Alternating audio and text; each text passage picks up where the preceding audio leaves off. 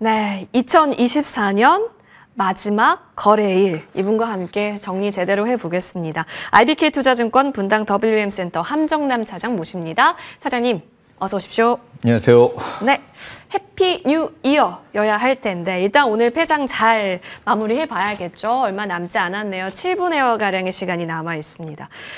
그래도 기관이 사요. 더 추락은 안 시키겠다라는 부분인데 현재 동시호가 구간에서는 코스피가 조금 더 출렁거리네요. 하방 출렁거림이 나타나고는 있습니다. 환율도 불편하고 자 매수에 있어서는 지금 어떤 전략이 가장 좋은 전략이라고 할 수 있을까요? 자, 일단은 기억에 남을 정도로 짜증나고 힘들고 고통스러운 한 해가 올해였지 않았나라는 생각이 듭니다. 한 해를 보낼 때 지난 날들에 감사했었던 일들을 적어나가는 것이 저의 연말의 행사였는데 올해는 빨리 좀 끝나가주길 바랬던 마음이 더 컸던 것 같았고요. 네.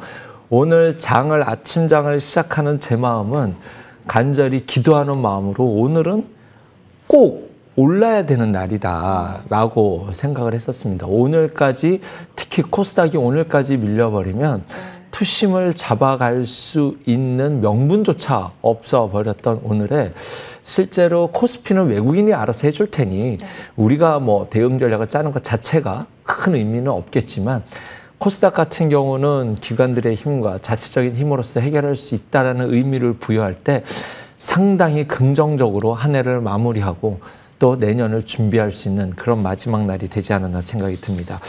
우리 모두가 걱정하고 있는 환율부터 잠깐 이야기를 하자면 지난주에도 말씀을 드렸었지만 우리는 환율에 대한 트라우마를 갖고 있습니다. 지금 1,500원이 눈앞에 육박하고 있는 환율은 예전에 외환위기라든가 금융위기 그럴 때만 우리가 봤었던 환율이라 야 한국 경기를 보니 이 정도네 하면서 탄식을 하는 분들이 많으시겠지만 지금 환율을 그렇게 해석하시면 안 된다라고 다시 한번 강조해드리고 싶습니다. 지금 유로와 엔화, 위안화 모두가 다 극단점의 저항선을 다 깨고 돌파하는 강달러 현상이 나타나고 있습니다. 이렇게 나타나는 이유는 과거의 달러는 굉장히 인자한 자비로서의 글로벌의 재화를 사주고 그래서 글로벌 경제에서 좋아질 수 있는 달러의 기축통화로서 인자한 화폐였다가 위기가 발달했었을 때 공포의 대상이 돼버리는 달러를 갖고 있지 않으면 큰일이라 보이는 공포의 대상이었기 때문에 강달러라는 것이 우리나라에서는 트라우마처럼 남아있거든요. 위기에. 지금의 강달러는 원화 대비 강달러만 나오는 것이 아니라 글로벌 통화 대비해서 강달러가 나오고 있습니다. 이 이유는 유례 없이 미국이 원유도 있어요. 그런데 제조업도 안에서 해결하겠대. 거기에 가상화폐를 기축통화자산으로 하면서 달러를 안쪽으로 거기에 달러 패권국가로서의 깡패 역할까지 갖고 있는 이 모든 것이 미국으로 압축되어 있는 조금 더 쉽게 말씀드리자면 유례 없이 글로벌 타 국가 대비해서 미국 경제만 압도적으로 좋고 타 통화 대비 달러만 압도적으로 유리한 자산에 있는 상황이 맞물려 있다 보니 글로벌 위기로서의 보여졌었던 원화의 약세의 의미보다는 아주 특이한 킹달러의 현상이 나타나고 있기 때문에 만약에 이것 때문에 위기다라고 한다면 다른 나라들도 다 박살났어야 돼요. 환율 기준으로 반다라고 한다면. 그런데 그렇지 않기 때문에 우리 증시 왜 올라? 라고 눈을 꿈뻑꿈뻑 뜨고 계실 것이 아니라 지금 이것은 미국 경제가 그만큼 좋고 달러와 자산의 신뢰도가 그만큼 높아지고 있는 상황 속에서 유럽과 중국과 일본을 보니 우리 증시 물론 내부적으로 보면 가슴 아프고 쓰라리고 원화 약세의 이유들도 막 눈에 띄게 보이긴 하지만 지금 증시는 주식시장을 도망갈 증시가 아니라 매수로 접근해야 되는데 조금 섣부른 타이밍이긴 하지만 여기서 달러의 힘이 조금만 완화된다면 이것은 대전제가 몇 개가 필요하겠지만 미국 입장에서 또한 트럼프식 스타일의 어떤 경제 리더십, 글로벌 리더십을 앞서가는 트럼프의 입장을 봤었을 때 달러가 강하기만 한 것은 절대로 유리할 수 없습니다. 이것을 일부 상충 보완하기 위해서 가상화폐 자산을 이제 지정통화로 만들겠다라는 이야기를 언급하고는 있습니다만 어쨌든 무역이라는 것은 하나를 주고 하나를 받는 것이기 때문에 강달러가 유지가 되는 것은 미국에게도 결코 유리할 수만은 없습니다. 이 분위기가 바뀌는 시장에서는 틀림없이 한국 증시는 두각을 나타낼 수 있으리라 생각이 들고 거기서 조금 외국 코스피는 일단 외국인의 영역이잖아요. 코스닥은 기관과 개인들의 영역이라고 했었을 때 우선적으로 코스닥이 반등을 했다라는 것은 이제까지는 아유 한국 증시 안 돼, 모레도 안 돼, 12월에 될만 했더니 계엄에 뭐 난리도 아니야라고 하셨던 그러한 비관론은 오늘부로 버리셨으면 좋겠습니다. 환율이네요, 환율. 네, 조금만 더 하나만 더 말씀드려볼까요? 네, 그 우려했었던 부분 중에 한국이 그러면 한국의 리스크도 많아 보여. 그러면 한국 자체적인 리스크를 보시려면 뭘 보셔야 되냐면 한국의 CDS 프리미엄을 보셔야 되거든요. 이것은 진짜 한국만의 리스크를 볼 수 있는 지표예요. 이것이 이제 국가 부채 위기 뭐 이런 것들을 나타낼 수 있거든요. 그런데 2022년 11월에 미국 금리가 막 치솟고 자이언트 스텝하고 금리가 정점에 다다랐었을 때 CDS 프리미엄이 73.3bp까지 올라갔었거든요. 지금 환율은 그때보다 훨씬 위에 있습니다만 지금 CDS 프리미엄은 37bp. 그때에 대비해서 위험 대비는 절반 수준밖에 되지 않으니 너무 위험에 대해서 위축될 필요는 없다라고 다시 한번 설명드리겠습니다. 알겠습니다. CDS 프리미엄 위기 때마다 주목하고 있는 부분이라고 하니까요. 이 부분까지 저희가 시그널로 같이 보겠습니다. 자, 주식 장 마감 50초 전입니다. 현재 코스피 코스닥 플러스권에서 마감 대기하고 있습니다. 잘 마무리되면 좋겠네요. 2024년 여러분 올해 장도 수고하셨습니다.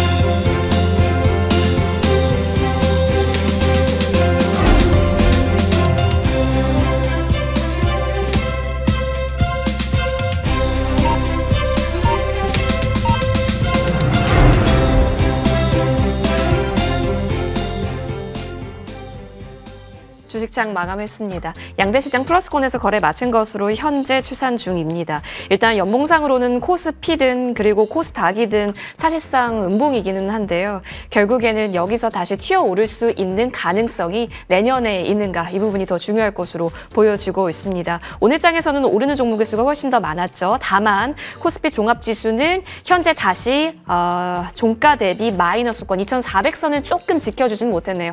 2,399.72포인트에서 거래 마친 것으로 보여지고요. 코스닥은 678선, 그래도 외국인이 든든하게 오늘 코스닥은 지켜주기는 했습니다. 수급으로 넘어가 보시면 사실상 외국인이 오늘 코스피에서는 나갔죠. 기관이 좀 지켜주는 모습이었고요. 코스닥에서는 외국인이 오늘 든든하게 지켜주는 속에서 플러스 마감하기는 했습니다. 전반적으로 오늘 이후가 더 바쁠 것 같아요. 1월에 과연 양봉을 킬 수 있는, 월봉상 양봉을 킬 수 있는 업종은 어디일까? 이제부터의 기회는 어디에 있을까? 더 주목하셔야 될 것 같은데요.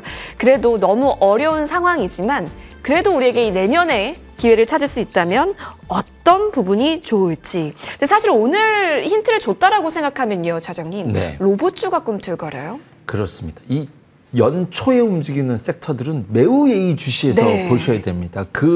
적어도 1분기에 그 섹터가 주도할 가능성이 매우 높기 때문에 오늘 그리고 이제 연휴 끝나고 나서 보셔야 될 그 종목들까지는 섹터까지는 매우 의미를 두고 보실 만하다. 그 안에서 오늘은 다양한 섹터가 움직였었죠. 기대감을 갖기에 충분했고요. 그중에 로봇이 중심에 있었습니다.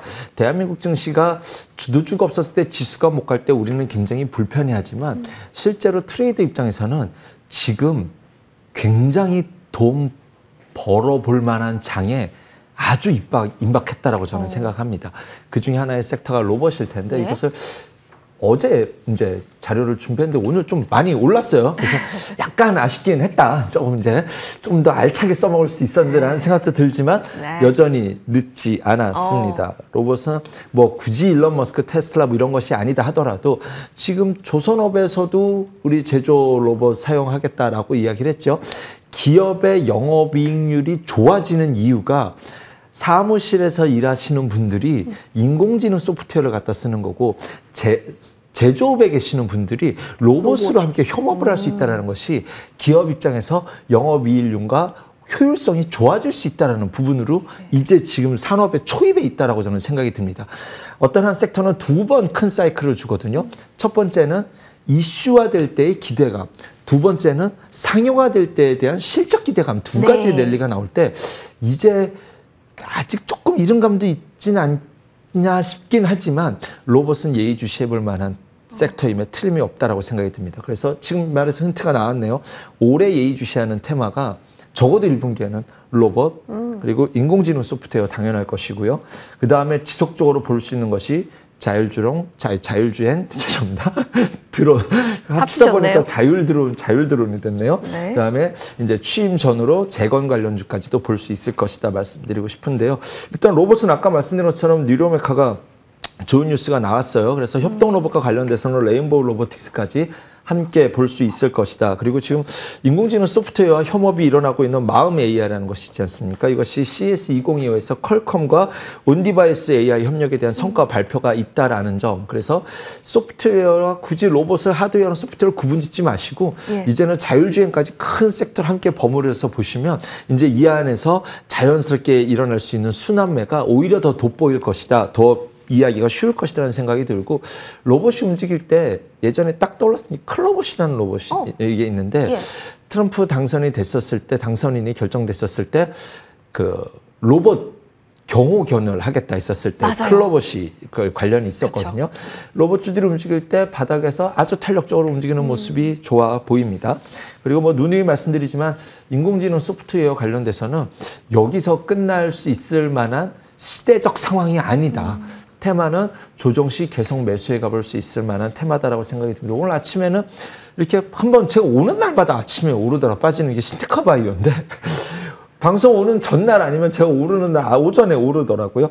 이번에는 좀 특별한 뉴스예요. 이게 원래 바이오와 관련된 그 클라우드 빅데이터를 갖고 있는 기업인데 이번에는 AI 데이터 센터 냉각 구조를 에어컨 없이 공기의 흐름, 역학 흐름을 이용해서 에너지 효율을 높이겠다라고 하는 IT 데이터 센터와 관련된 뭐 뉴스가 좀 있었습니다.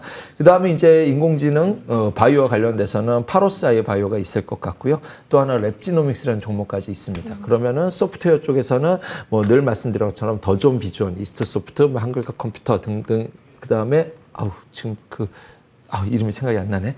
코스닥 시총 상위 종목 중에 하나 엠노가 있고요. 네. 그다음에 바이오 관련된 종목들은 이렇게 합쳐서 좀 시너지가 날 수 있지 않을까 생각이 들고 플러스 알파 자율주행 드론 재건주도 함께 볼 수 있을 자리다라고 생각해 봅니다. 네, 두 개 태양으로 가보죠. 바이오와 반도체인데요. 바이오 오늘 좀 들어와서 기대감 품어도 되는지, 반도체는 왜 자꾸 옆으로 기는데 그렇다면 다시 올라갈 수 있는지 궁금해요. 올라갈 수 있습니다. 오늘 보여줬죠. 여전히 바이오가 반등 시에는 대장입니다. 왜 대장인지를 아셔야 돼요. 야, 금리 이렇게 높은데 물론 금리 불편합니다. 불편한 건 맞아요. 그렇기 때문에 여기까지 얻어맞은 거예요. 한국 주식을 볼 때 내가 안 좋은 거 알잖아. 저건 저래서 안 될 거야 라고 여러분이 아시는 것들이 있다면 이미 그것은 주가에 반영이 또한 되었다는 것도 아셔야 되는데 반도체와 2차 전지는 트럼프의 정책상 휘둘릴 수 있는 섹터인데 바이오는 그렇지 않습니다. 한국만의 자체적인 매력을 가져갈 수 있는 섹터라는 것이 지금 트럼프가 어떻게 할지 무엇을 해야 될지에 대해서 여전히 반도체 좀 여전히 불편하고요. 미국의 눈치를 봐야 되고 2차 전지는 미국이 뭐 해주기를 길 좀 열어주기를 천수답처럼 중국을 때려주기를 천수답처럼 기다려야 되는 상황이라서 바이오가 반등 시엔 압도적으로 우위에 있음을 인정하시고 시장은 대응 전략을 짜셔야 되리라 생각이 들고요. 반도체 이제는 걱정하지 맙시다. 지금 한 번 고개를 딱 들고 아주 예쁜 기간 조정을 주고 있습니다. 이 안에서는 사실은 종목의 우선순위를 가져가야 될 텐데 다들 아시겠지만 온디바이스나 CX라든가 삼성향 HBM 시리즈 뭐 이런 거 관련된 신여를 갖고 있는 종목들은 한 번 반등을 준 이후에 기간 조정을 예쁘게 찾아가고 있고 그것이 어떤 바로미터 역할하는 종목 중에 하나가 한미반도체, 뭐 이오테크닉스, 뭐 이런 종목들을 보고 있고요. 이 종목들은 지금 나의 타이밍을 기다리고 있다라고 생각이 듭니다. 이 반도체 섹터에 대해서 가장 저명하게 유튜브로 활용하시는 여러분이 알고 계시는 그분도 이제는 반도체 소부장의 뷰를 바꾸겠다라는 강력한 의지의 말씀을 해주셨기 때문에, 그리고 뭐 그 말을 했기 때문에 제가 뭐 그걸 따라간다 이 뜻은 절대 아니지만, 어떤 그런 분들이 활동하실 때 바로미터적인 특징 현상들이 있는데 꼭 그것이 아니다 하더라도 쉴 만큼 쉬어간 자리, 모두가 악재를 인지한 자리에 있는 것이 반도체 소부장이지 않을까 생각이 됩니다. 이 안에 있는 종목들 겁먹을 필요가 없다. 자기 타이밍을 기다리고 있는 상황이다라고 생각이 듭니다. 대기표 뽑아놓은 거네요. 다만 그렇습니다. 그 순간이 언제일까? 그 부분은 내년도에 머지 않았으리라 생각이 드네요. 또 논의해 봐야겠네요. 자, 가상화폐랑 양자컴이 대결 구도가 언론에서 좀 만들어졌어요. 네. 투자 관점에서 두 가지 같이 가져가도 되나요? 안 되죠. 근데 시속 게임을 할 것 같습니다. 예. 그것은 다 아실 거예요. 트럼프 당선인이 이거 이제 우리 국가 전략 자산으로 지정을 하려고 하는 의지를 보이면서 막 올라갔었는데, 양자 컴퓨터가 딱 이제 나타났어요. 맞아요. 이게 암호화폐라는 이제 의미가 있어? 다 이제 뭐 하는데 다 암호를 풀어버릴 텐데. 하지만 비트코인이라는 것은 이것이 발전할수록 양자 내성 암호라는 것 또한 동시에 성장하게 돼 있습니다. 그래서 비트코인이라는 것은 조금 개별적으로 자기의 자산을 지켜낼 확률이 높습니다만, 아무래도 불편해진 것은 사실입니다. 제가 이제 사석에 있으면 가상화폐 물어보신 분들이 더 많아서 친구들은 야, 코인 어떻게 될 것 같냐? 뭐 이렇게 물어보는 친구들이 더 많아서, 그럼 이렇게 이야기를 합니다. 코인이 만약에 양자 컴퓨터가 발전한다면 코인 시장이 위축될 수는 있습니다만, 코인 시장이 성장한다고 해서 양자 컴퓨터 시장이 줄어들 수는 없겠죠. 예. 그러니 이것은 자율 변수고, 양자 컴퓨터는 가상화폐는 종속 변수가 돼버렸어요. 특히 알트코인류는 네. 그렇기 때문에 두 개의 시속 게임의 전략을 기본 세팅으로 잡으신다라고 한다면, 조정 시 양자 컴퓨터와 관련된 종목을 매수하는 것이 오히려 우위로 둬야 될 전략이 아닐까 생각해 봅니다. 오, 굉장히 중요한 포인트를 또 말씀 주셨기 때문에 여러분 이런 시소 전략에 있어서도 체킹해 보시면 좋겠습니다. 자, 2024년 올해 마지막 거래일 고생 많이 하셨습니다. 국내 주식 마무리를 여러분과 함께 하면서 내일은 좋아졌으면 좋겠다, 내일은 이보다 더 좋았으면 좋겠다라는 마음을 품었었는데, 이제는 내년에는 정말 비상했으면 좋겠다라는 마음을 품어보면서 올 한 해 2024년 마무리를 해봐야겠습니다. 시장 고생 많이 하셨고요. 더불어서 내년에 대한 전략은 이어지는 머니투데이 방송과 함께 챙겨보시길 바라겠습니다. 한정남 차장님과 저는 또 다음 주에 여러분에게 있어서 2025년의 전략을 들고 찾아뵙겠습니다. 여러분 고생 많이 하셨습니다.